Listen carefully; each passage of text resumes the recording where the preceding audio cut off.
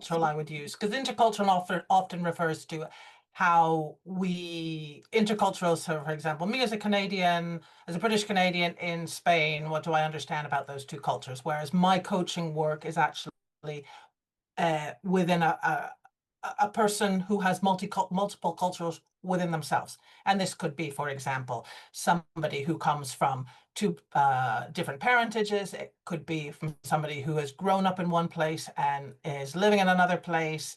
It could be for somebody who is a third culture kid. There's any number of situations. So with that in mind, then what I do is what is coming out of the individual in terms of that. And it's not for me just about cultures, it's where the cultural mix is impacting well-being.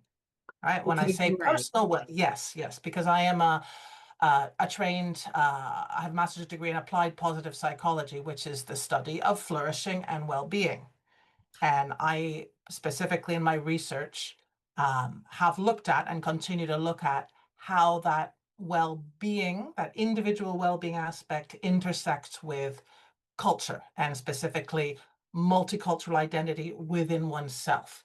So when somebody comes to me, it is through an individual need. However, having said that, often the people most likely to need this will often be leaders, because it's when you are in a leadership position that now you suddenly have to uh, deal with a lot more of that on a significant level. Whereas if it's a day-to-day thing, like any type of coaching situation, people often just have to decide, well, it's not too bad, I can talk to my friends and whatnot. But leaders really need to control all of those aspects, because they do affect first of all, how well they lead and how well they are within themselves as leaders, if that makes sense.